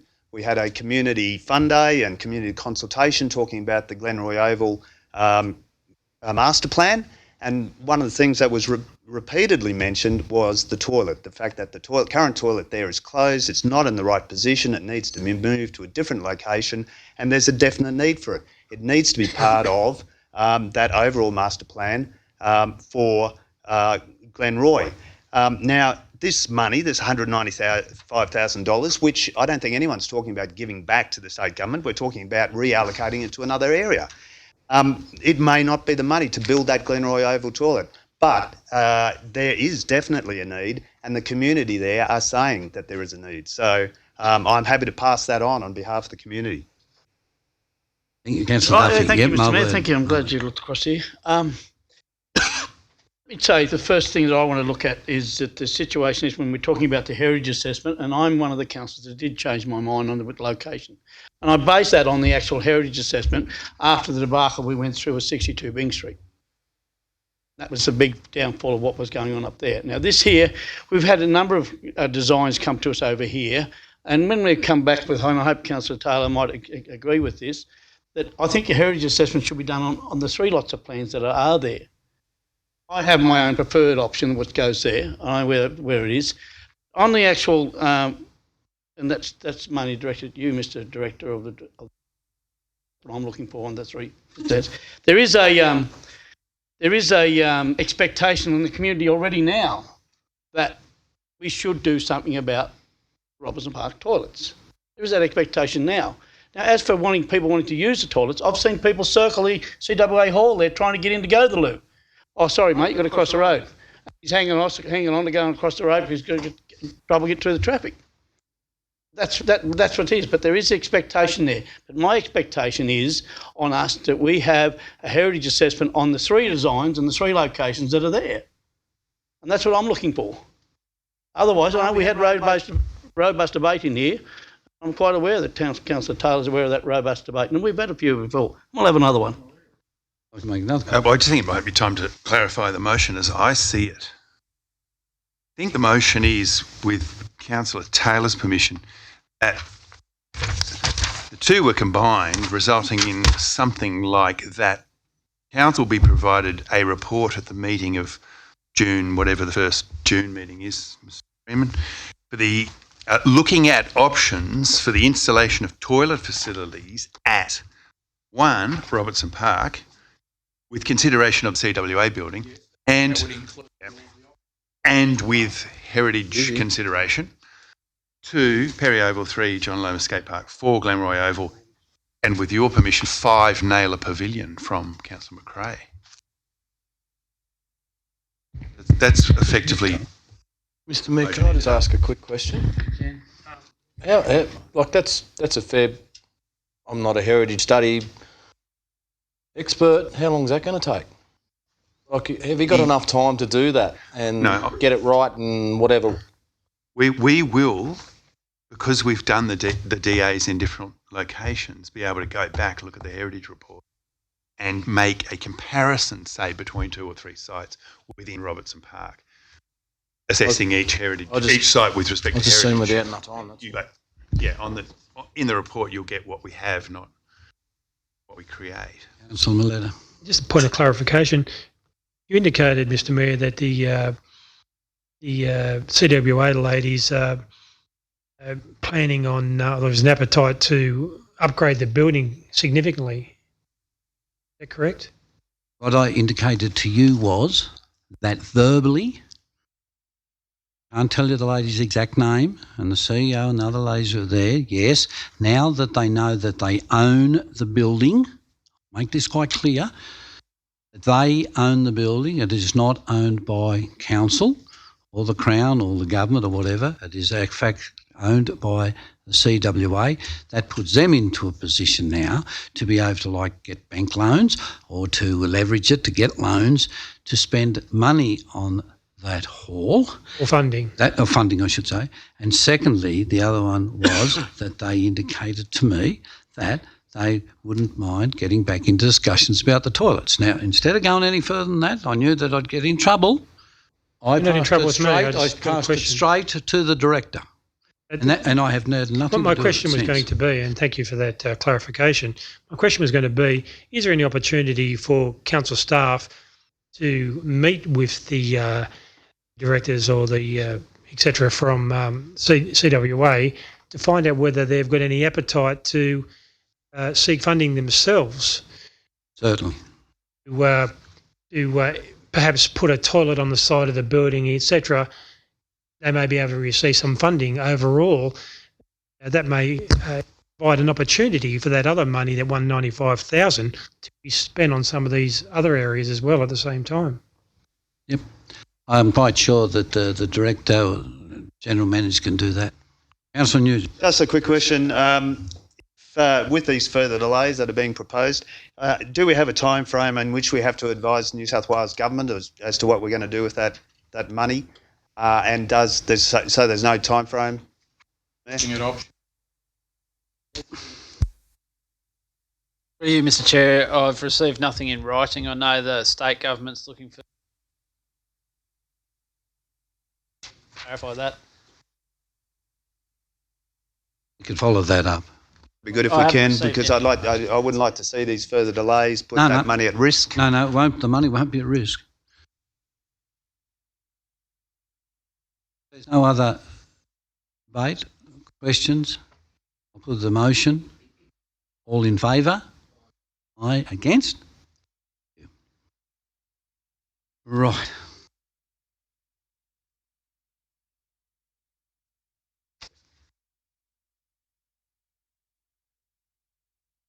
We're now moving into closed meeting. That way.